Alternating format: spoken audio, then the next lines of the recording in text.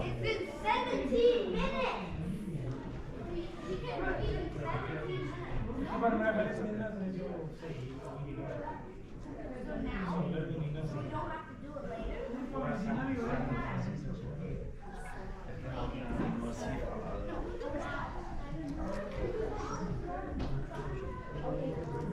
Where is he? He's downstairs. Okay, let's go downstairs. I don't know. If we do it now, we can't do it later. No, go up here. You could, but if we do it later, we can't do it. So we won't have time to do whatever we want next. Like a few minutes after. Like not just half. Yeah, half. No.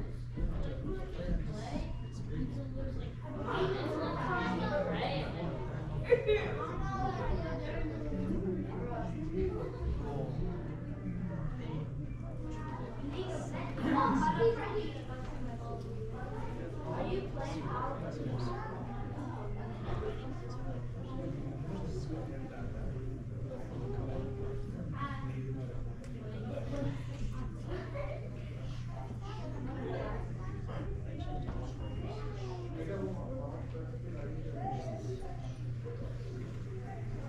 He said we can do it now. You can?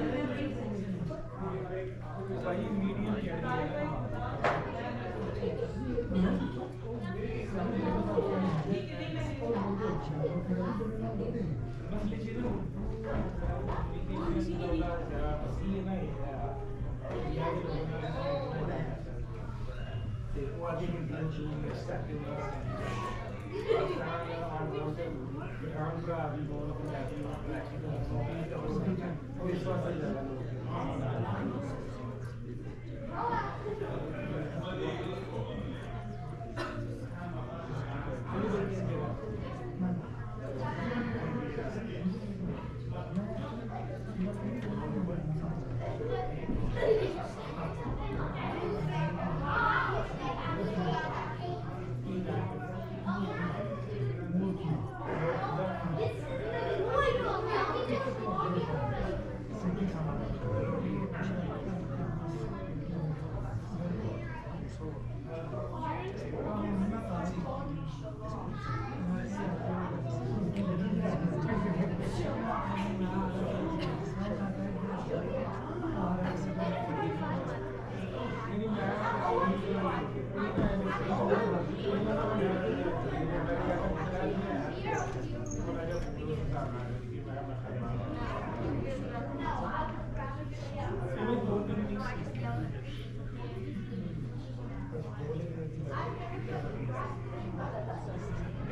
then let's go touch some.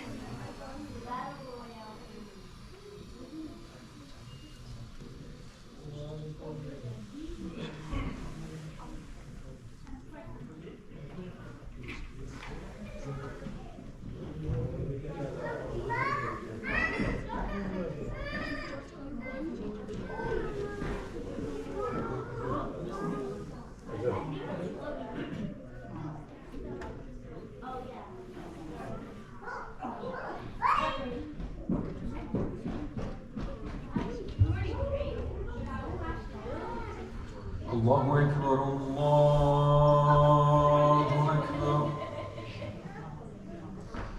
الله أكبر الله أكبر أشهد أن لا إله إلا الله أشهد أن لا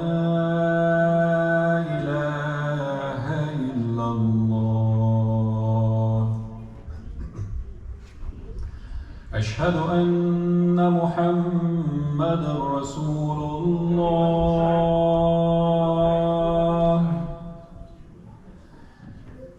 أشهد أن محمدًا رسول الله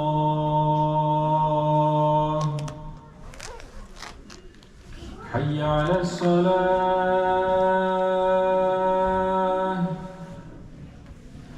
حي على الصلاة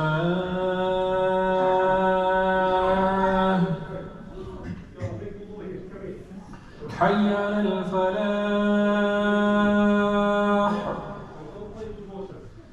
حي على الفلاح الله أكبر الله أكبر لا إله إلا الله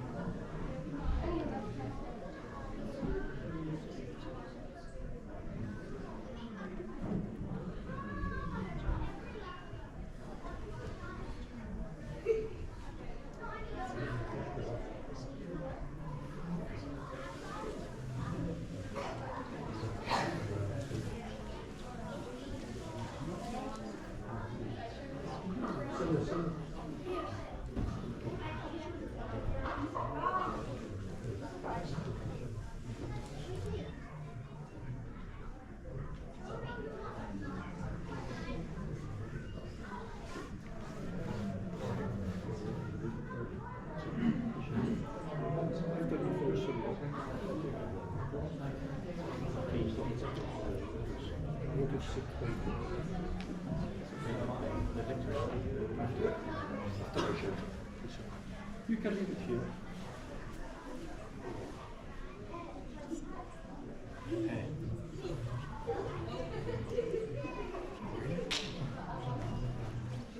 You have wudu? You want to come through?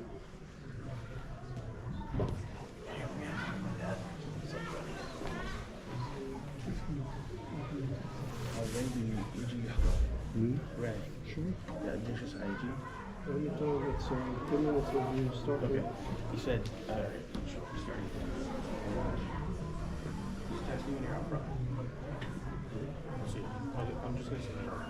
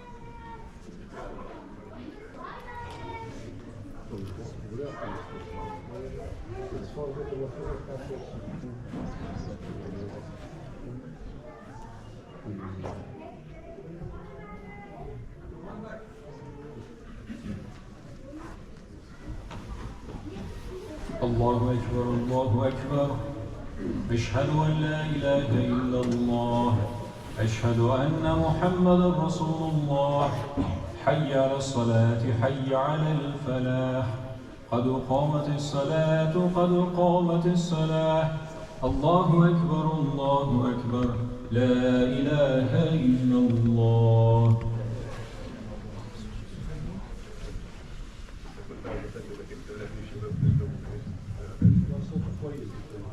استووا.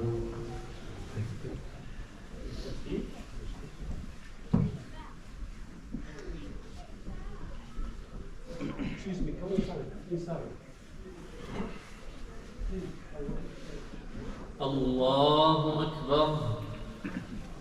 الله.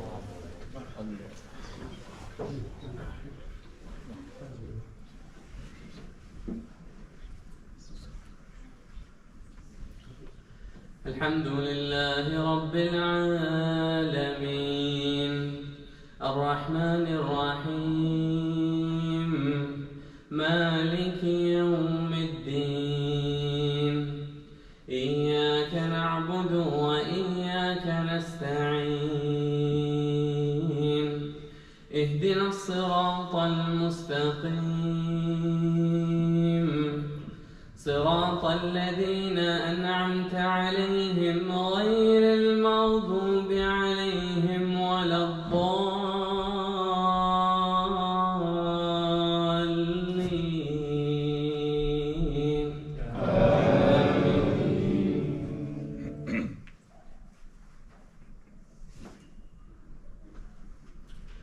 ما كان محمد أبا أحد من رجالكم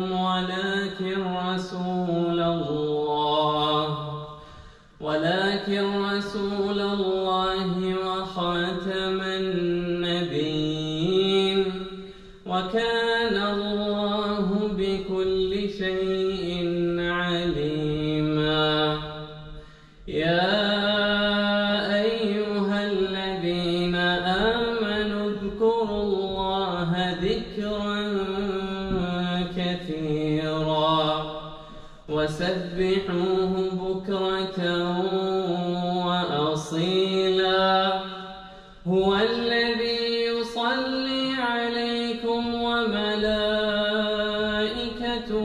ليخرجكم من الظلمات إلى النور وكان بالمؤمنين رحيما. الله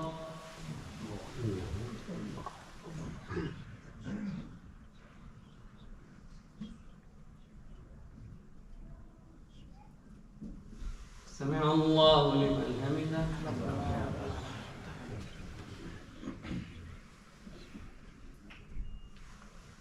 الله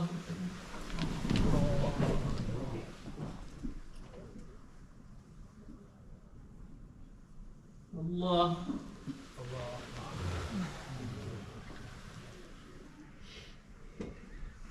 الله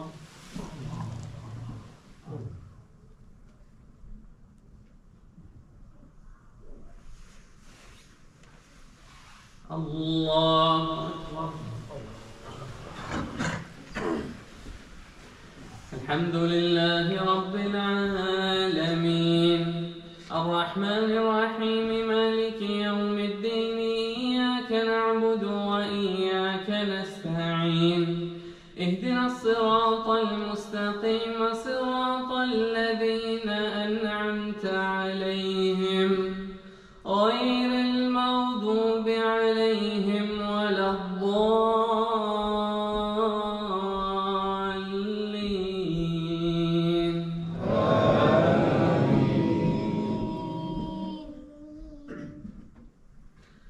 تحيتهم يوم يلقونه سلام وأعد لهم أجرا كريما.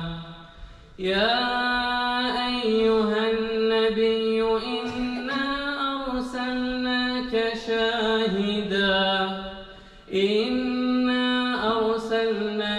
شاهدا ومبشرا ونذيرا وداعيا إلى الله بإذنه وسراجا منيرا وبشر المؤمنين بأن لهم من الله فضلا كبيرا ولا تطع الكافرين والمنافقين ودع أذاهم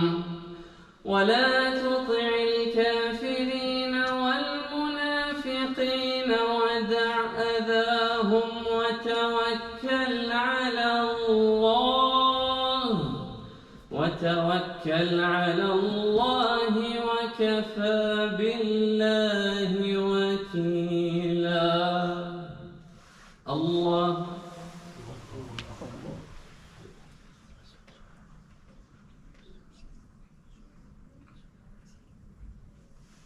سمع الله لمن حمده.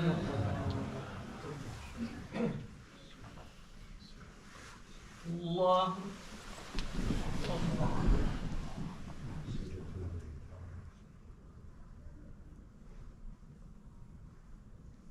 الله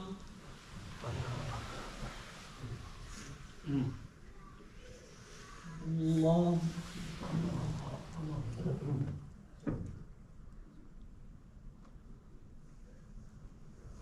الله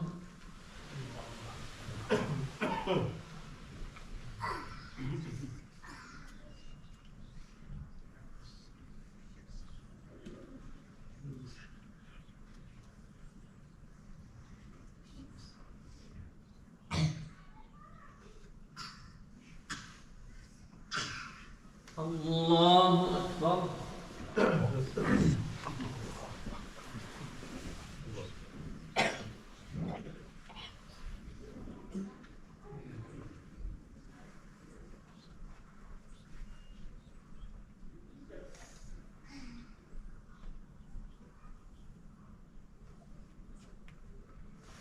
الله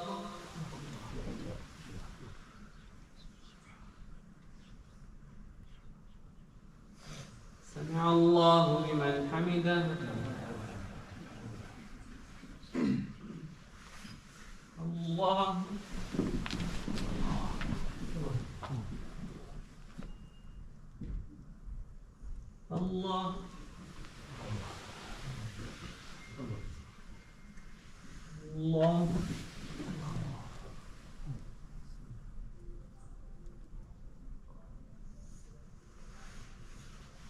الله أكبر.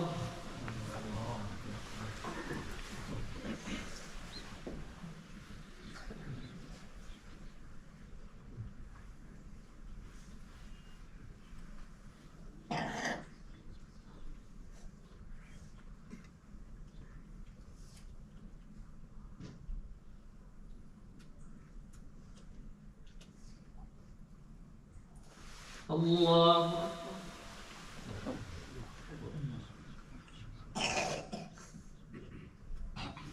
سمع الله لمن حمده. الله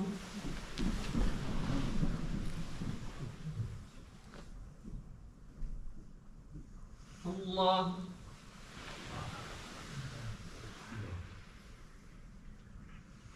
الله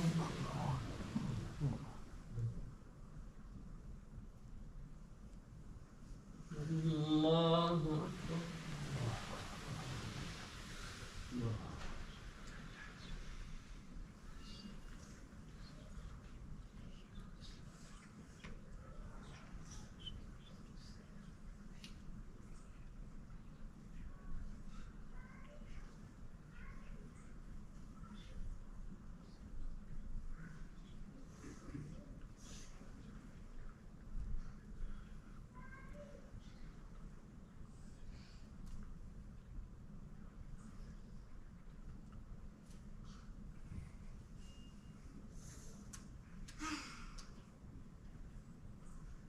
السلام عليكم ورحمة الله.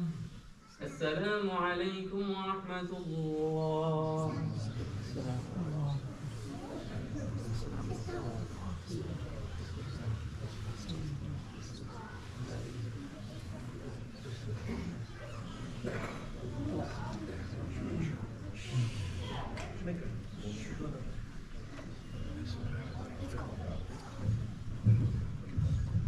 Assalamu alaikum.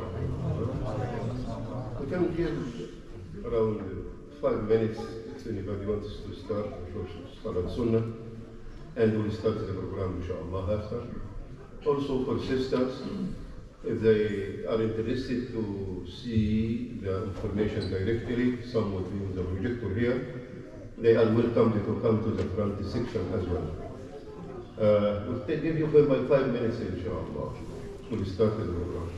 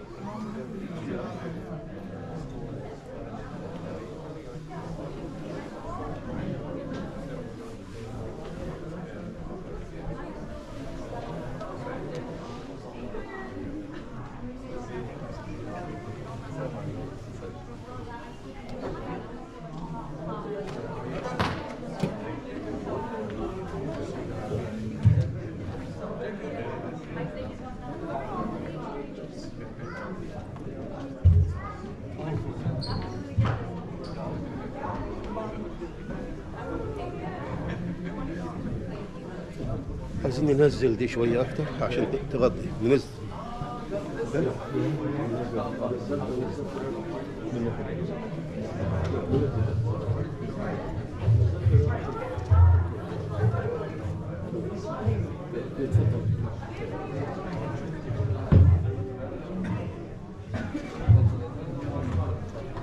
السلام عليكم ورحمة الله. عليكم السلام. دكتور عبد الرحيم تفضل. عمر.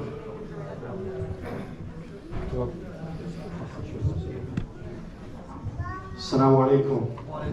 Whoever has kids, we have a program right now, starting now. Please, the class level 1 and level 4, please. If you have any kids, they have to go there. We're going to start the lecture now. Assalamu alaikum. السلام عليكم ورحمة الله. الحمد لله والصلاة والسلام على رسول الله. نسأل الله تعالى أن يجعل أعمالنا وأعمالكم خالصة لوجهه الكريم، وأن يجعل أيامنا وأيامكم أيام سرور وهناء وفرحة غامرة بمشيئة الله تعالى. Special celebration. Celebration and apparent happiness for our brothers and the sisters who are there in Syria, apart from the Muslim Ummah, writing a special history. History for justice, for values, for seeds for the independence of the Muslim Ummah. We enjoy it for tonight. Jazakallah khair Abu Zuhair. Beautiful sandwiches for tonight, Abu Zuhair. But they were testing something else. They were testing something greater than they tested any food. Drinking something else greater than any drink you can imagine. They were eating and drinking the taste of freedom. الحرية. الله أكبر. نعم الحرية. العدل. Freedom. Justice. Those people after decades and decades of oppression. Tonight we have with us dear brother Dr. Rahim Safi. I will speak in more details about him to introduce him to you after we listen to some recitation from the Quran al-Karim from Omar Hussein. Omar. أين عمر؟ تعال يا بني.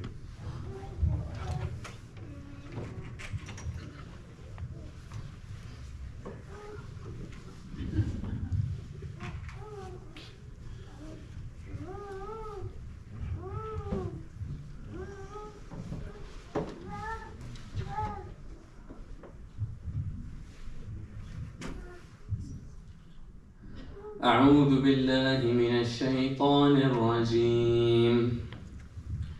بسم الله الرحمن الرحيم. طاسيم.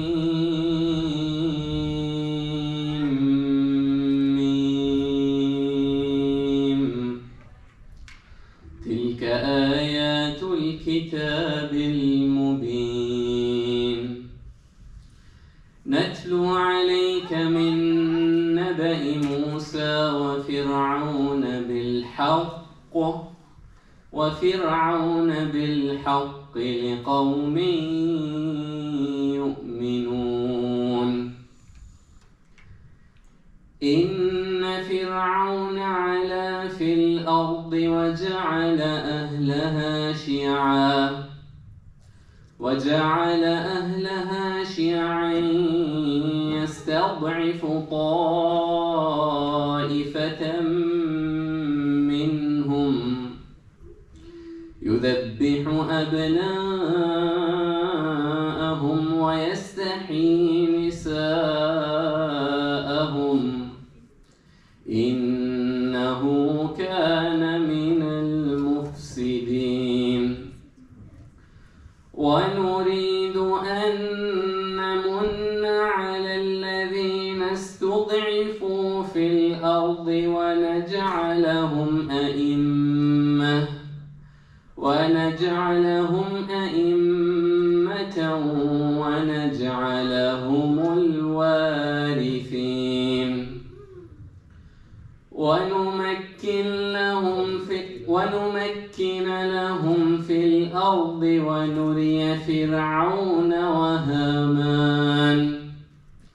ونري فرعون وهامان وجنودهما منهم ما كانوا يحذرون. جزاك الله خير عمر. نعم صدق الله. ونريد أن نمن على الذين استضعفوا في الأرض ونجعلهم أئمة ونجعلهم الوارثين ونمكن لهم في الأرض ونري فرعون وهامان وجنودهما منهم ما كانوا يحذرون. سنة من سنن الله، قانون from Allah subhanahu wa ta'ala. Our decision, our decree from Allah subhanahu wa ta'ala speaking, to bestow His favor over those who being oppressed on earth. ونجعلهم أئمة, will make them leaders. ونجعلهم الوارثين, they will be the true inheritors. ونمكن لهم في الأرض, and they will establish a firm stand for them on earth. ونري فرعون وهامان وجنودهما منهم ما كانوا يحذرون. And they will lead Fir'aun, his associates, his assistants, to see what they used to be cautious about. I think very much we're seeing, inshallah, fulfillment for such a promise from Allah subhanahu wa ta'ala. Our brothers and sisters in Syria right now. I need to speak about our dear brother, Dr. Abdul Rahim. Dr. Rahim, we know each other more than 35 years by now.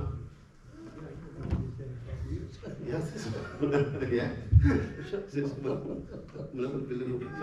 It's more. More. Dr. Abdul Rahim, born in Syria in Hims. He studied medicine in the University of Damascus, graduated in 1972. Came to the United States in 1974, where he spent 6 years training in general and vascular surgery, artery and venous. Have been practiced since 1981 in different hospitals in location in Greater Philadelphia. Also, Dr. Abdul Rahim is married and has 3 daughters. I think all that married right now, and grandchildren as well. We are allowed to do. In addition to his professional career, Dr. Abdul Rahim حافظ القرآن الكريم كله. Also, he's a poet. Yes, don't be wondering about that. There is no wonder. He born in a family which participating greatly in the scholarly participation in field of Islamic knowledge. His father, rahimahullah, he has the great work of إعراب القرآن. Sheikh Safi, rahimahullah, he has great book called إعراب القرآن. إعراب القرآن is related to the grammatical analysis of the Quran al-Kareem. And this is very important tool. For example, in faqih, he has to know about إعراب القرآن. In أصول الفقه, scholar of أصول الفقه, he should be aware about إعراب القرآن. Even the muhaddith, in order to associate the hadith and the verification with the Quran al-Kareem, should be aware about إعراب القرآن. The إعراب القرآن, even we know there are other scholars proceeding the same field, but we need language to be accessible to contemporary generation. Is the Judge and the others probably also wrote prior to that, but we need something to accommodate the Muslim generations of today. It was the great work of his father. دكتور عبد الرحيم اهلا وسهلا بك حبيب، بارك الله فيك، وسعداء اهل سوريا اليوم بيحتفلوا بيوم النصر، جمعة يوم النصر، the Friday of Nasr, we are celebrating that as well today. تفضل دكتور. بارك الله بكم. بسم الله الرحمن الرحيم، الحمد لله رب العالمين، والصلاة والسلام على أشرف المرسلين وعلى آله الطيبين الطاهرين. اللهم علمنا ما ينفعنا وانفعنا ما علمتنا وزدنا علما. اللهم ارنا الحق حقا وارزقنا اتباعه، وارنا الباطل باطلا وارزقنا اجتنابه، واجعلنا يا مولانا من عبادك الصالحين. First of all, I want to extend my thanks, deep thanks to Dr. Mustafa and the community here for inviting me for this noble task, I would consider it, to explain and inshallah review what's happening in Syria for the past few decades. So this is really a big honor to me, and may Allah subhanahu wa ta'ala reward you for your coming and spending time to know about what's going on, and may Allah subhanahu wa ta'ala give victory. First of all, I want to extend my hamd, alhamdulillah. Allahumma laka alhamdu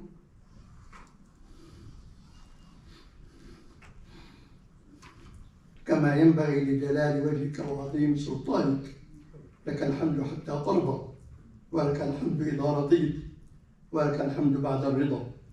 It's really very moving, very moving times we are now after so much ordeals over the past 50 or 60, even 60 years.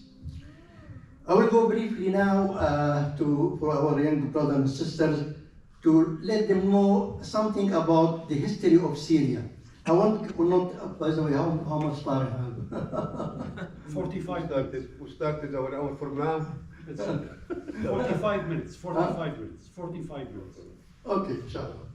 So I will go through the little history of Syria over the past 100 years, briefly, because it's very important to know the background of what's going on now as events. As you know, the Ottoman Empire, or Al-Khilafah al-Uthmaniyya, was in control of Middle East and big part of Europe, and you know, you read the history about it. But after World War I, which is in the second decade of 20th century, the so-called Allies defeated Germany and were able also to defeat Al-Khilafah al-Uthmaniyya. Defeat meaning to dismantle. So there are no more like Khilafah al-Uthmaniyya by the 1920. So that was the end of Khilafah al-Uthmaniyya, and as a result, we have the Western powers dividing the area with the so-called Sykes-Picot. Sykes-Picot, these two ministers of French and English ministers, yeah, they divided the area to Syria, Lebanon, Jordan, Palestine, and so on. And Syria and Lebanon was under the French colony, and Jordan and Palestine were under the British colony. Of course, why? Because later on, as we know, it's a long history, but I'll make it short. Later on, called Palestine, given to the Jews, to Israelis, although the mandate of British was over. So this area, the mandate of Palestine, of Syria and Lebanon under the French colony extended from 1920 to 1946. So in April 17, 1946, there was what's called Al-Jala, or independence of Syria. It was called now Eid al-Istiqlal. That's why they used to celebrate Eid al-Istiqlal in Syria 17 Nisan. So 17 Nisan, as the 4th of July, is for independence of the United States. In Syria, 17th of April, very sacred or very national holiday. Of course, later on replaced by many other. So since 1946, from 1946 to 1970, there was a period in which there was some democracy, some independence, some, especially in the first few years from 1946 to 1950. After that, coups, military coups started to come up by Husn al-Zaim, by Adib al-Shashakli, by Sami al-Hannawi, coup after coup after coup, all by military control of Syria. But still, even though with the military coups, still they have some sort of democracy. Until few years before 1958, where we have Shukri al-Quwatli, who was the president of Syria. Also, it was very, very democratic and sort of free Syria at that time. In 1958, the Al-Wahda, the United Arab Republic between Egypt and Syria, took place from 1958 to 1961, lasted 3 years. Under the presidency of Jamal Abdul Nasser, everybody knows who Jamal Abdul Nasser, right?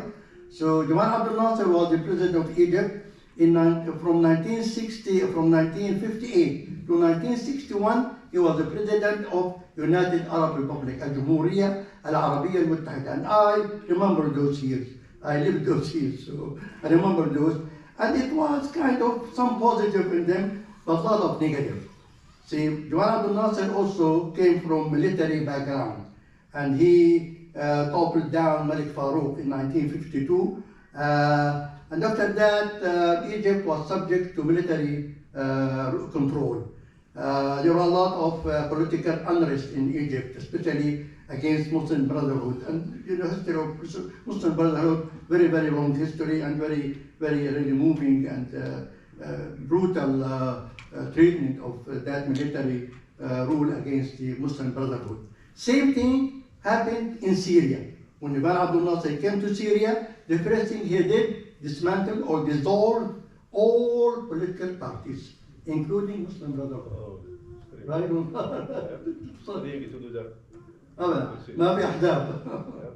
No political parties. Why? To actually dissolve Muslim Brotherhood, because Muslim Brotherhood had big branch in Syria under Mustafa al-Sabah. So that was done during this period, between 1958 and 1961. In September 1961, there was a coup or revolution against the United Arab Republic rule. So, and Abdul Nasser forced out from controlling Syria by someone called Abdul Karim al-Nahlawi. He is also known for Syrian revolution at that time. Some they said this is really justified. Some they said no. But in general, it was justified. This was they mishandled actually. It should have really good control, good ruling, but it was mishandled. Anyhow, from 1961 to 1963, there was again another stable political situation, democracy, ruled by Nazim al-Qudsi. You remember Nazim al-Qudsi is the president of Syria, and it was kind of good era, good time between 1961 and 1963.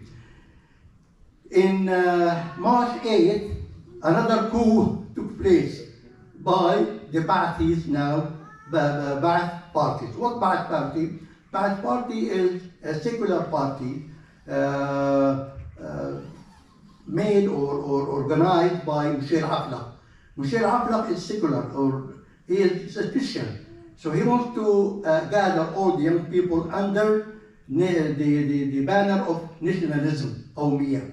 القومية العربية and so on. So that's why it's called البعث العربي الاشتراكي. So this way he will take away the interest of Islam and religion from young people. And many young people fell in that trap. So many fell to that, become Ba'athi, so-called. And they started to sneak little by little to the army, to the Syrian army. First it was Ba'athi, but then little by little the Alawite sect in Syria, which is composed about 10%, they started to sneak to the Syrian army and took the positions of officers. And who was the Alawite? the Alawite is they call themselves Muslims, but actually their original name is Nusayriya. And it has been mentioned that the Alawi name given by the French colony during the French colonization of Syria, so as to camouflage them from being really non-Muslim, because they believe completely out of Islam. And they don't just give them a name which is accepted by Sunni, because Alawi belong to Ali radiallahu anhu, and we honor Ali radiallahu anhu. But they actually Nusayri, yes. So they are started to control all the sensitive positions of my army. So this way, from 1963 to 1970, it was actually under the control of Ba'ath and underneath Alawite control, but wasn't very clear. In 1970, Hafid al-Assad, who was one of the officers controlling the army, he was defense minister, he made a coup, another called al-Haraka al-Tasfiqiyya, the correction movement, because he didn't like, he wanted to have complete control. He had 5 colleagues, officer colleagues, Muhammad Ali Amran, Muhammad Amran, Salah al-Jid, and himself and others. He took care of them, jailed them, and eliminated them, and he became the only power in Syria in 1970. So you can consider 1970 beginning of the rule of Hafid al-Assad and his family. This is very important point for the contemporary history, which related to the current affairs. Yes, so he was on control, full control in 1970. From 1970, he applied iron fist to Syria. All kinds of atrocities, jailing, killing. You can imagine what happened from 1970 on. Until in 1982, the people cannot take it anymore. So there was a big uprising in 1982 in the city of Hama. City of Hama, well-known city, really very religious, and they have many scholars. They could not take it anymore. So there was a lot of uprising in city of Hama. But this man, with his brother Rufat al-Assad, he bombed Hama for full month. And how many people killed now in Gaza in 14 months? 50,000, right? 50, he killed 50,000. He killed that in 1 month. He killed that much in 1 month in city of Hama. Not to talk about those who are jailed and tortured and also forced away, and the atrocity is unbelievable. I mean, if you want to talk about what's happening, we'll stay until morning. So this is very, very black or dark, dark area of Syria in that from 1970 on. He lasted until 2000, where he was sick actually the last few years before his death. And he started to think about who will come after him. And the one who is candidate for that is who? Basil Assad. Basil Assad is his oldest son. Basil Assad, very young and very motivated and enthusiastic, and people were hoping that he might be different from his father. He has some popularity, Basil Assad, but he was killed in a car accident in 1994. He was, some people just traveling very fast going to airport, and it was foggy and he was killed. Some they said he was assassinated because there was some sort of family feud between Assad family, and that he was killed by them. No, anyhow, he was killed, but his father so grieved on him. And how many mothers he grieved Hafid Assad during his, many people they said this is the punishment of Allah to him when he lost his oldest son, Basil Assad. So he died in 2000 in 2000, in June 10, 2000. After his death, who will come next? He had Bashar al-Assad, the ousted president now. Bashar al-Assad, he was only 34-year-old when his father died. Now, the Syrian constitution says that the president should be at least 40 years of age. So what happened then? Within 5 minutes, the Syrian parliament met. Within 5 minutes, they changed the constitution, amended from 40 to 34. Now you are president. You can tell the way we are ruled in Subhanallah. So he became president took over 2000. Again, people were hoping that something will change, some reform. He was educated. He was a physician. He was actually ophthalmologist, eye doctor, studied in England. But either pressure or his mentality, he followed the footsteps of his father, even worse. He started again to jail people, to put down all the uprising. Anything will come up, he will put it down, and it was really also difficult years. Until what's called Al-Rabi' al-Arabi. You know Rabi' al-Arabi? When first a revolution in Tunisia, I think it was end of 2010. And then after that followed the Masr, Egypt, in January 2011. And then after that, Libya, next month. And then Syria in March 2011. Actually, it wasn't big demonstration. It was some incidents happened in the Souk al-Hamidiyya in Damascus, where an officer insulted a merchant, and the merchant was so angry, and his friends, so they came out and said, "Al-Sha'b al-Suri la yanzal." The Syrian people will not be put down, and started to grow up and more and more, and tried to like put it down, but they were able for temporary time, but then things start to spread more and more. It spread to another cities, and even demonstration in Damascus started to grow more and more. And then the city of Daraa. The city of Daraa, actually, they said this is the beginning of the recent revolutions, which came from Masjid al-Umari. And narrator said in that incident, there was a big demonstration, 700 people killed by direct shooting on the demonstrators. And it was big event, and also a lot of atrocities, jailing, and And I want to mention here something which is really makes things even worse. When there was young children wrote on the wall about like we need new system and this and that, they took those children and jailed them and killed them. So their families came to the governor of Dara and they told him, we need our children. He said, told them, forget about your children.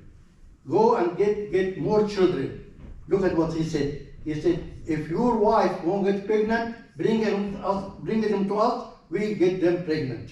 That was big, nasty statement. So it was big. So then things spread more and more. And we moved to Homs, then Hama. Hama witnessed big, million people come out, but then again put down by a direct live ammunition. There was no rubber bullet or tear gas. They don't use it. Right away with the live ammunition. Many people killed, many tortured, and you know about Sidnaya now. Alhamdulillah, you see what's happening. May Allah subhanahu wa ta'ala give rahmah to those who are martyred. And it was big jail in Sidnaya, in Aleppo. Anywhere you go, jails and people detained for not even doing nothing, just because some other people tell him he goes to the masjid or prays or this and that. So that's actually the background of what's happening. Until then, people could not take it anymore. So they started to uprise by having arms. And some elements or some faction in Syrian army, like in Shiqaq,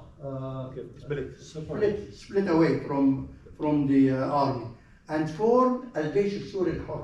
Before we go there, can you tell us about what happened for many people who migrated to Syria? Migrated, left the country? Many people, they left Syria to Turkey, some to Lebanon, some to Jordan. So European country, but mostly 4 million people in Turkey, and they said 2 million in Jordan, and some like thousands in Lebanon. And they will not be able to get back. Anyone who get back, they will be detained or killed. So many of the refugees. So they could not help not to confront the Syrian regime with the arms.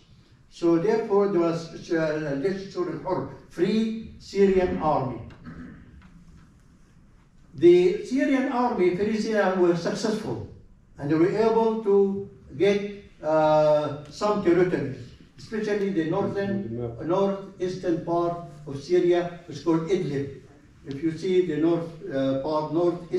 northwestern part of Syria, Aleppo and Idlib. Idlib was kind of population very religious, very Islamic, and they have support of the the Syrian army, Free Syrian army. But of course, it was overwhelmed by the Syrian power. At one point in 2015, they were almost eliminated or controlled Damascus. They said, some narrators, some observers, they said in 2 weeks Damascus could have fallen. But what happened? I remember Netanyahu, the Prime Minister of Israel, he went to Moscow secretly, and he met with the Russian government there. Next day, Russian interfered and tilted the scale against the revolution by bombing, by all kinds of power. Superpower, I mean, Russia let him. And besides that, also Iran intervened as backed Bashar Assad and Hezbollah, Hizb al-Shaytan, the party of Shaitan, subhanallah. And of course, there's no match. There was no match between them. So they were able to control them and make them go into... Can we have the map over there? The map to show the map instead. So they went to to Aleppo and Idlib. All the revolutions and the rebels gathered in that area and stayed there since 2015 until the current situation. Fortunately, subhanallah, the rebels did not still idle there. They started to improve themselves, arm themselves, organize themselves, little by little, without anybody knowing them. Even though they were subject to always bombardment and killing by the Russians, by the Syrian regime. Every day there are artillery bombing, but still quietly doing things in very secret way. I think also by the support of Turkish government.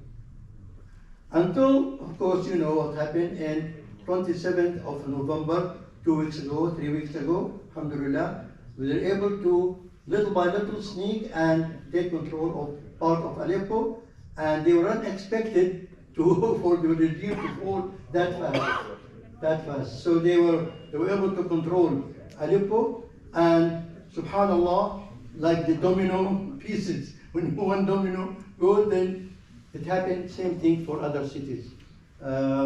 Maybe you can, do you have like to, no? I have to turn the TV off. So we have the city of Aleppo, Idlib, Aleppo, and then down we have Saraqib, Ma'anat al-Nu'man, towns south of Aleppo, and then we have Hama, and then Homs, and then Damascus. So the rebels start to move down, step by step. And each time they go, we follow them by the news. Now they are in Hama, now in Homs, now. So until Damascus. From the west, from the northwest, From to Damascus, southeast, yeah. to the southeast. So they were able to control most of the eastern or western part of Syria. The coast area was not under their control yet. So they were able, their focus was on those big cities, and I heard that even Damascus was not in their plan. They want to control Hama and maybe Homs, and that's stopped there. But they found that the Syrian army living there open. So alhamdulillah, by the power of Allah, they were able to control Damascus, and alhamdulillah, the revolution succeeded. And 8th of December was a big day. 8th of December was a big day for Syria and Syrian people by eliminating that big tyrant, big evil of Syria, alhamdulillah. So نسأل الله تعالى, may Allah subhanahu wa ta'ala give victory to our brothers in Syria. So because now at the time of war, the victory done, alhamdulillah, but now the time of war. I would like here to shed some light on the makhatir. Makhatir means dangerous points or dangers which might surrounding the revolution. The first one, التنوع العرقي. التنوع العرقي means different ethnic background for the Syrian people. We have only about 70% Sunni, but we have 30%, some of them Shiite, some of them Alawi, some of them Durzi, Ismaili, Christians. So this تنوع العرقي, 75% Sunni, 10% Shia and Alawi, about the rest Druze and Masihiyya, and we have also ethnic background of Kurd, Cherkess, Atras, and so there are multiple ethnic background of this might form a danger against what's going on now, unless and until maybe they are wise enough to have all these people together under the banner of Syrian interest. The second danger is al-Qul Kharijiyya. Russia still not over yet. They have some bases in Tartus and in Hamimim. I don't think they will give up those bases lightly. United States, they control the eastern part of Syria, especially the oil field, with the Qasad,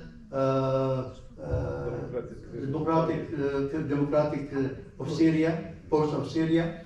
Also, we have Iran still, although kicked out from Syria, but still they have interest in Syria because they cannot give up lightly.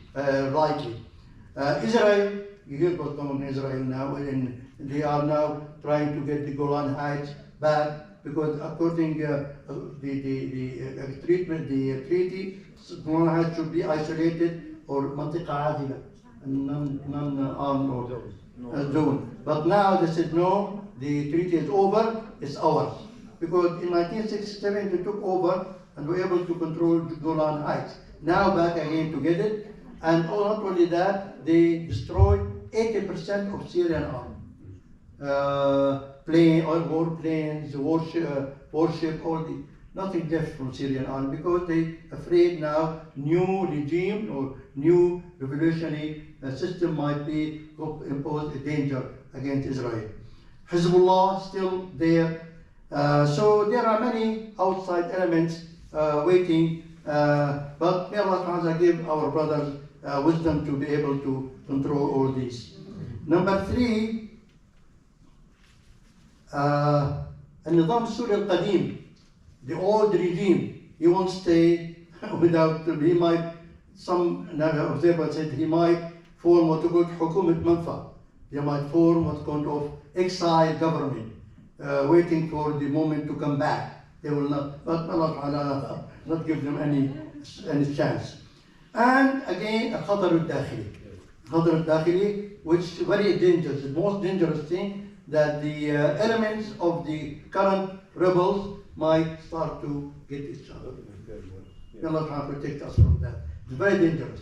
And there are some experience before, especially in Afghanistan, seeing what happened when they get rid of the Soviet Union. Subhanallah, yeah, Soviet Union. And so may Allah protect us from that.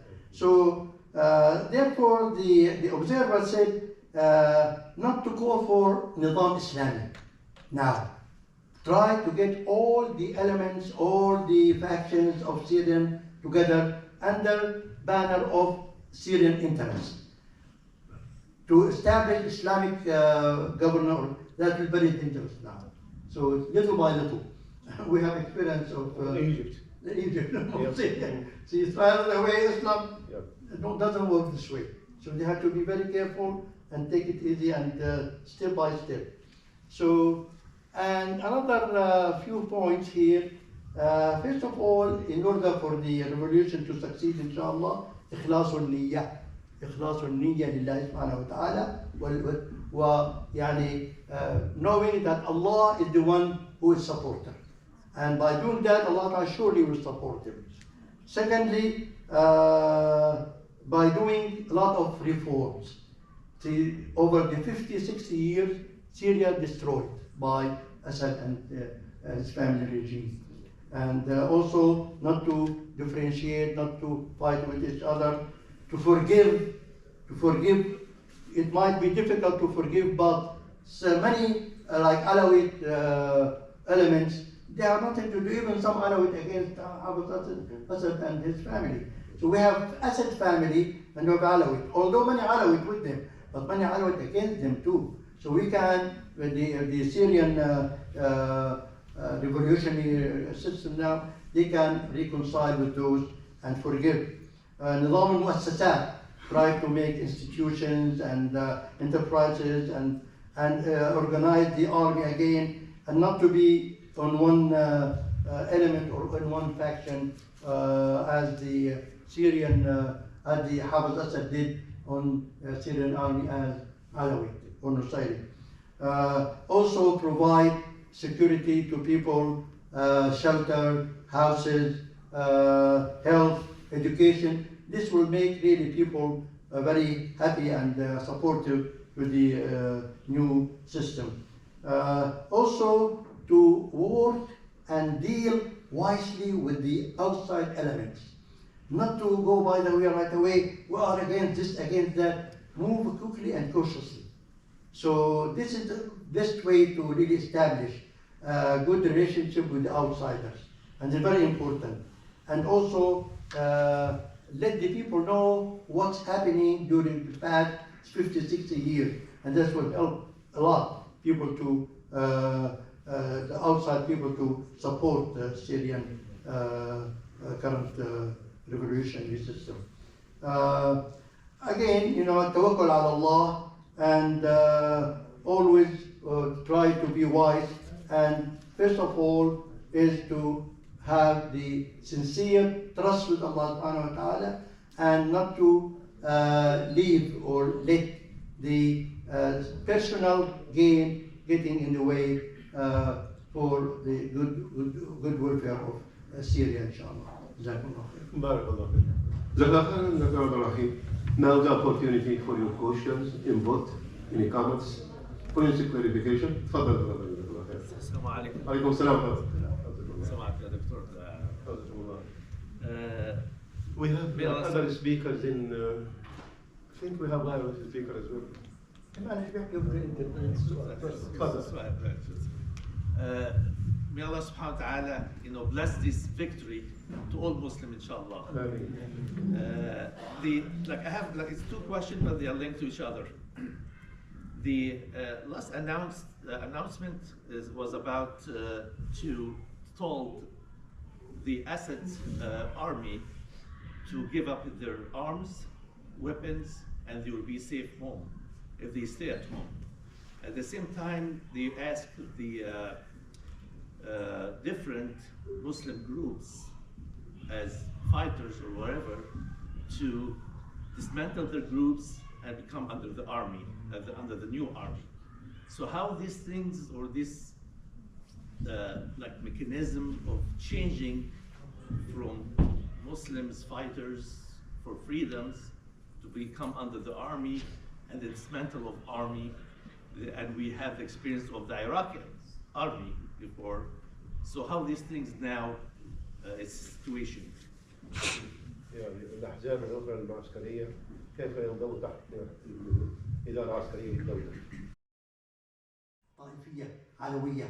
They are mostly by Alawi sect, and but the majority of people in Syrian army are regular people. They are not really. Some of them, yes, but the majority are. So I think the current revolutionary system, they will be able to eliminate those officers and put new officers who are trustworthy, and be able to keep the army as it is, or do some reforms.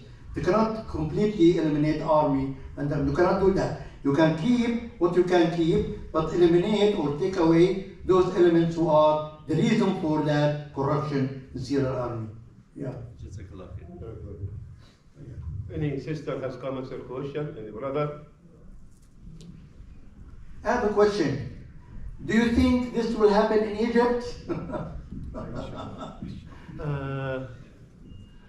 Inshallah. This question will be for Dr. Mustafa. Dr. Mustafa, you are the camera. Many speeches took place anyway. I think very much the situation of the Egyptian society. I hear that are many people reaching to the end of their capacity to give more patience to the system. The situation related to the poor services to be provided to the society. You cannot imagine the level of the pricing and the living cost there in Egypt right now. Not because the country does not have resources, but it is centralization of the wealth of the society between the small handful of the people. Mainly the system of Sisi right now giving all the privilege to the officers, the military officers, little to the police after that. And they reach to the point that some judges, supposedly also he should be smart enough in order to try to give good privilege to the judge, the judicial system. But probably I heard around 2 weeks ago, around, if I'm not mistaken, 84 judges making some form of protest because they are crying they are not receiving reasonable salary to maintain the necessities of living. But speaking about the main people who are giving him the support, leave alone the society in general. Recently, of course, what happened in Syria can be contagious.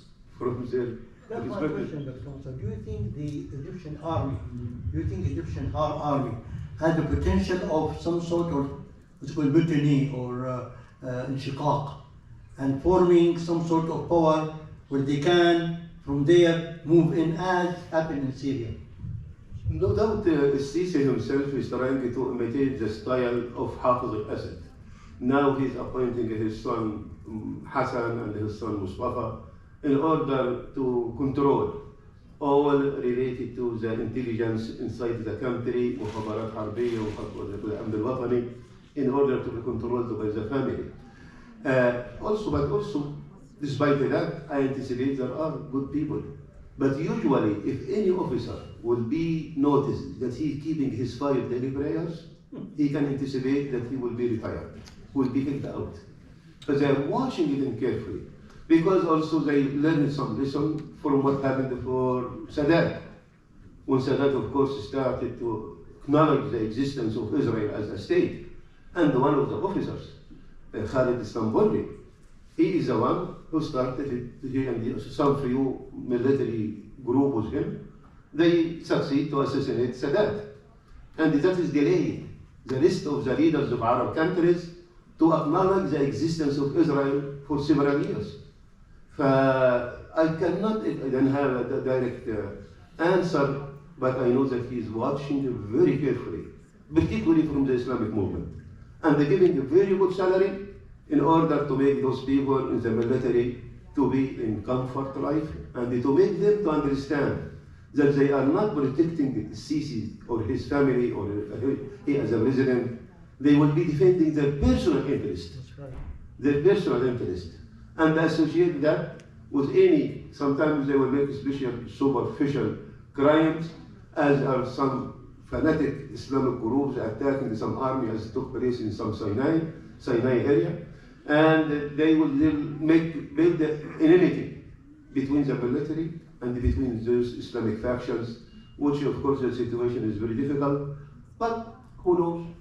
Who can imagine if 1 month ago, Dr. Abdul Rahim here, or any one of us here, can we anticipate that the system of Bashar al-Assad will collapse in 11 days? Something cannot come to the mind. فالله بالغ أمره سبحانه وتعالى. والله بالغ. تفضل رجل جزاك الله خير. عندك دكتور علاء. تفضل. Assalamu alaikum. وعليكم السلام. Like this very summarized idea about what's going on in Syria. Just want to highlight, I come from Egypt. I come from Egypt.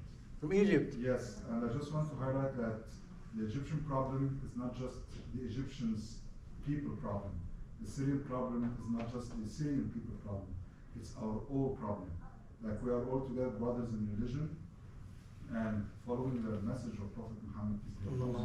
Like we are all have to transfer this message to the whole world. It's not just even here in America. Like this is the land of Allah, and we are here to the message should be all around. That's one thing. The other thing, I already served in the Egyptian military before, and they have this very famous quote that says the military system, el-miri malush din. The military system has no religion.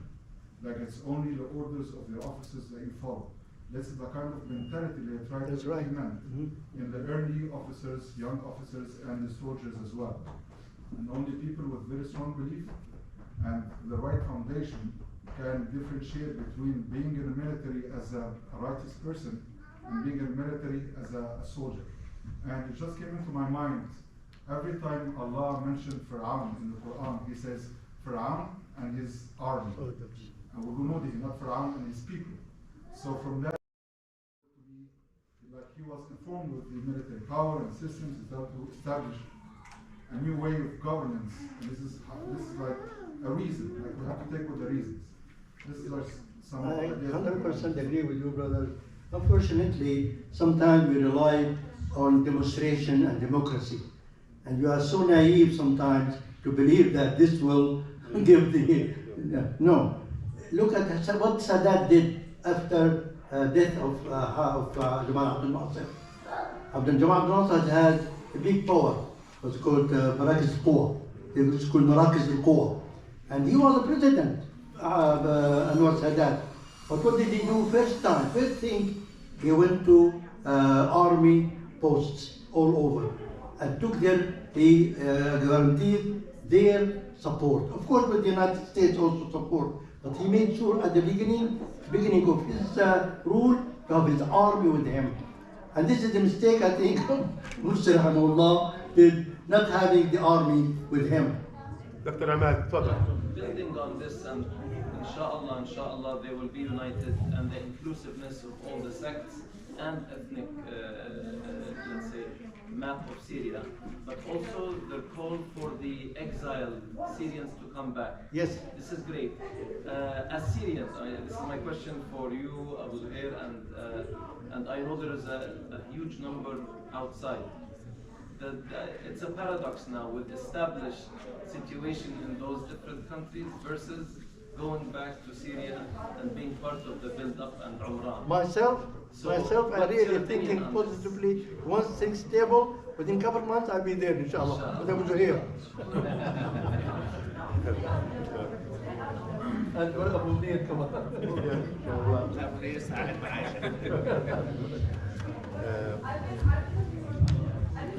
unless there's any comments or any questions. تفضل بقى. I just have a question. And please correct me if I heard you wrong. Is it a factual statement that if you are in the Egyptian army and they know that you pray 5 times a day, your retirement is guaranteed? Is that a factual statement or is that your opinion? Again, يعني هل حقيقة أنه بيصلي 5 سنوات؟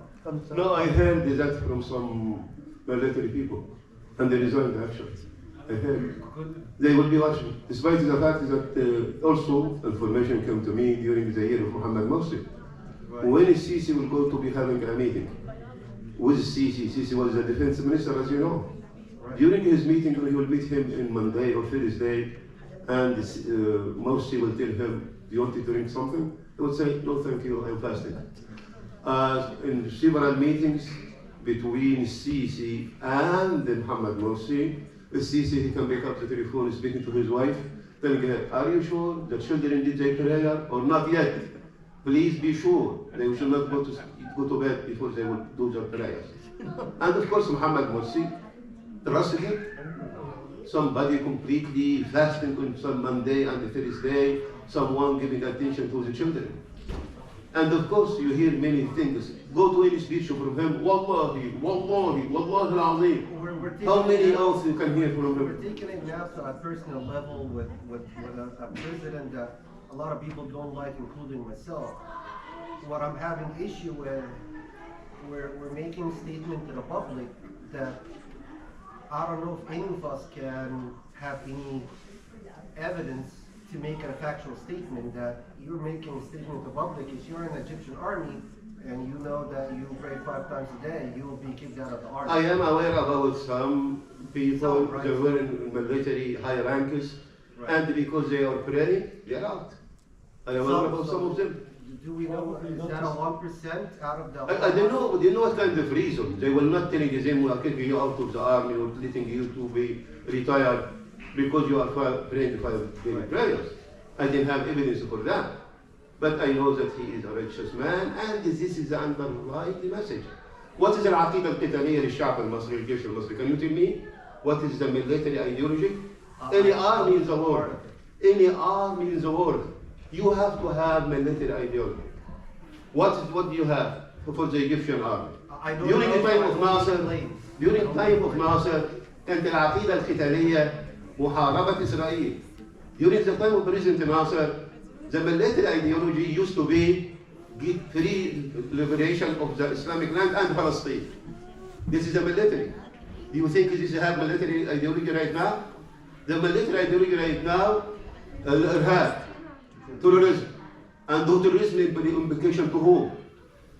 To whom, mainly? Answer me.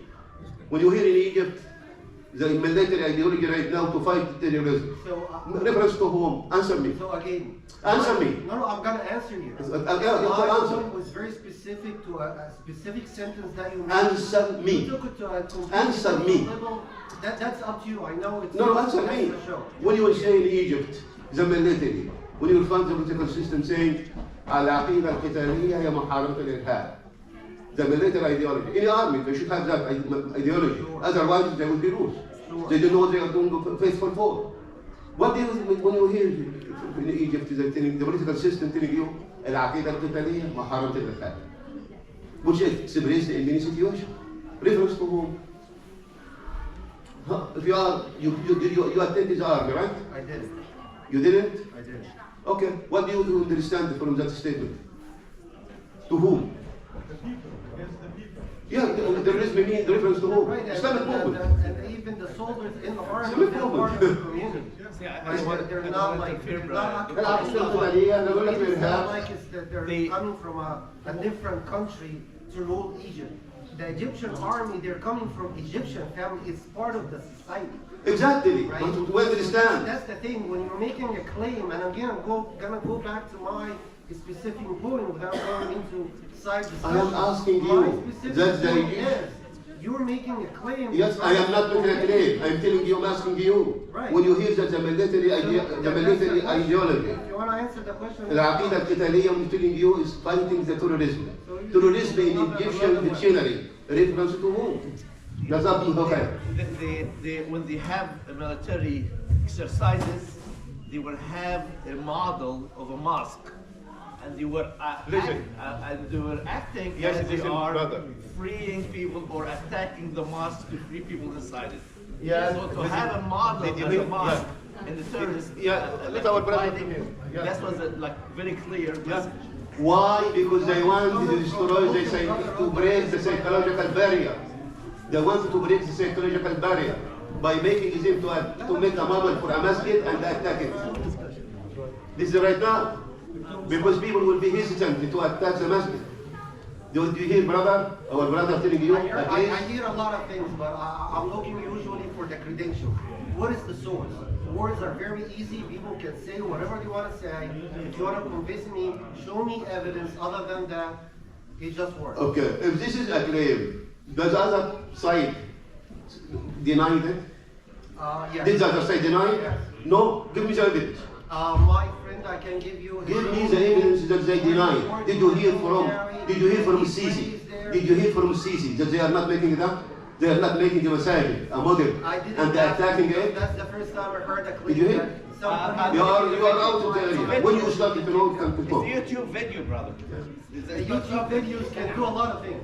Brother, Did you see the full I picture agree of with the you. I saw the video that the mosque was a model, but this happened during the last year. What happening in Sinai area? So it was like a specific training for this.